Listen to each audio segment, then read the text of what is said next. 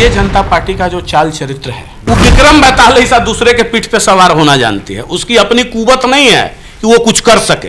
अब रही बात पशुपति कुमार पारस जी की, हमारा एक विनती है, सम्मानित रिटायरमेंट राजनीति से ले लें। बीजेपी ने तो उनको धोखा दिया ही ना। बीजेपी भाई जानिए ये पूरा का पूरा व्यापारिक पार्टी है। तो लगता है बीजेपी कोई सम्मान नहीं देगी। काहे को बीजेपी सम्मान देने जाएगी? बीजेपी सम्मान देगी? अरे भाई उस परिवार को तोड़ने में, लड़वाने में किसी और का हाथ है? ये पूरा का पूरा बीजेपी का स्क्रिप्ट है। बदनाम किया गया नीतीश कुमार को, स्क्रिप्ट तो बीजेपी का था। अगर सच्चे मायने में चिराग जी हितैषी हैं तो वो यह कहें कि अगला चुनाव हमारा या हमारे परिवार का कोई सदस्य सुरक्षित सीट से नहीं लड़ेगा। पासवान समाज में भी सबसे ज्यादा हक तो आप खाएं। यादव समुदाय में भी सबसे ज्यादा अगर यादव परिवारों का कोई हक खाया है तो आदरणीय लालू जी का परिवार खाया है। ठीक है, हम मानने को तैयार हैं। आप 65 की बात करते हो ना, हम कहते हैं 85 कर दो, लेकिन यह तय कीजिए कि उस 85 का लाभ अंतिम पैदान के व्यक्ति को मिले।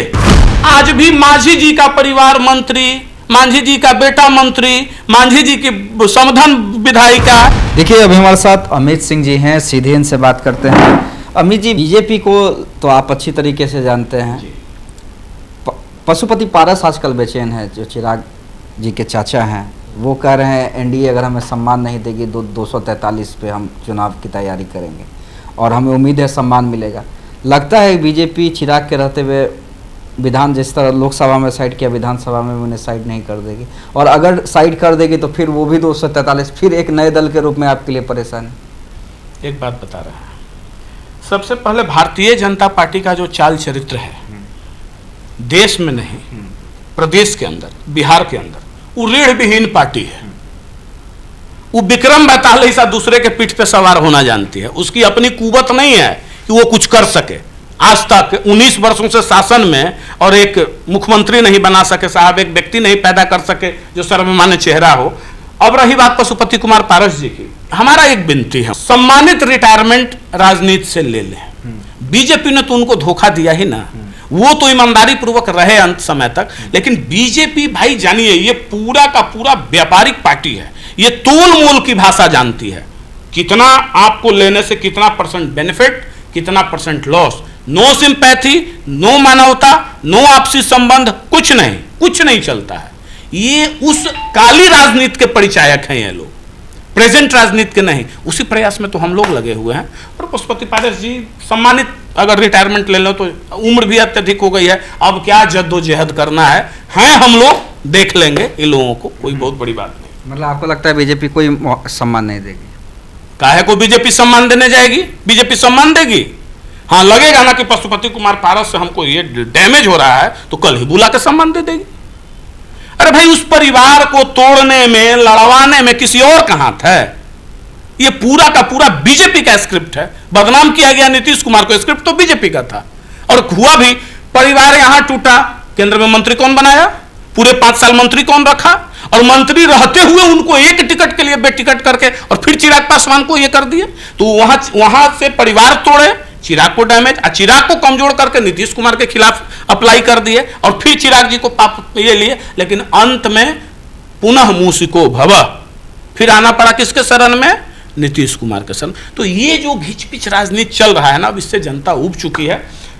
अभी तो नहीं कह सकते हैं, लेकिन 5 साल में समाप्त हो जाएगा इस राजनीति। एक आखिरी सवाल अमित सिंह जी, जो सुप्रीम कोर्ट का फैसला आया है आरक्षण को लेके, उसे आप किस तरह के तरीके से देखते हैं? क्योंकि इसका विरोध कई लोग कर रहे हैं, चिराग ने भी किया, तेजस्वी ने किया, कई राजनेताओं ने किया। आपका इस पे मत क्या है? हमारा बिल्कुल स्पष्ट मत है और बिहार की जनता को यह समझना होगा। हम स्पष्ट कहना चाह रहे हैं कि चिराग जी विरोध क्यों कर रहे हैं। सबसे पहला काम, अगर सच्चे मायने में चिराग जी हितैषी हैं तो वो यह कहें कि अगला चुनाव हमारा या हमारे परिवार का कोई सदस्य सुरक्षित सीट से नहीं लड़ेगा। अरे सब पासवान समाज में भी सबसे ज्यादा हक तो आप खाए हैं श्रीमान। तेजस्वी यादव जी विरोध कर रहे हैं। यादव समुदाय में भी सबसे ज्यादा अगर यादव परिवारों का कोई हक खाया है तो आदरणीय लालू जी का परिवार खाया है। दूसरे यादवों को मौका क्यों नहीं? और जो सुप्रीम कोर्ट ने कहा है, तो सुप्रीम कोर्ट का कहना कहां गलत है? जिस आरक्षण की परिकल्पना बाबा साहब भीमराव अंबेडकर ने किया, तो आप हम ये कहते हैं कि ठीक है, हम मानने को तैयार हैं, आप 65 की बात करते हो ना, हम कहते हैं 85 कर दो, लेकिन यह तय कीजिए कि उस 85 का लाभ अंतिम पैदान के व्यक्ति को मिले। आज भी मांझी जी का परिवार मंत्री, मांझी जी का बेटा मंत्री, मांझी जी की समधन विधायिका और बाकी मुसहर समुदाय के लोग, अब तो बहू के भी लड़ने की चर्चा, मतलब तो अब बाकी मुसहर समुदाय में कोई नहीं है तो उनको नहीं मिलेगा। तांती ततवा पान जितना भी ये संप्रदाय है कहां मिल रहा है उसको।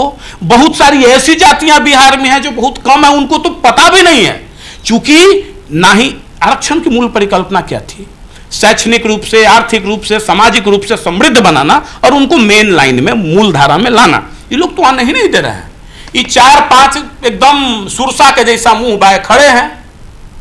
पासवान समाज में आदरणीय चिराग पासवान जी का पूरा परिवार आज न खंड खंड हुए हैं। रामविलास जी के समय में पूरा परिवार वही लड़ते थे, 7-5-6 एमपी होते थे एक ही परिवार से। देख लीजिए उत्तर प्रदेश में मुलायम सिंह यादव जी का परिवार पूरा खानदान है, उसी में है, बाकी कोई यादव को मतलब नहीं है। मांझी जी यहाँ अकेले मुसहर समाज का हक खा के बैठे हुए हैं, तो इन लोगों को पेट में तो दर्द होगा। कोई चौधरी जी हैं जो अपने चाहते हैं कि हम ही लड़ें, तो मैंने ये सब लोग क्या कर रहे हैं, दे हक। क्या सुप्रीम कोर्ट का कहना यह गलत है कि अंतिम जो 50% आरक्षण दिया गया, उस आरक्षण में जिसको सही मायने में आरक्षण की जरूरत है उसको नहीं मिलना चाहिए? जिनके पिताजी मंत्री हुए, जिनके पिताजी विधायक हुए, जिनके पिताजी सांसद हो गए, उन्हीं के पुत्र को क्यों मिलना चाहिए?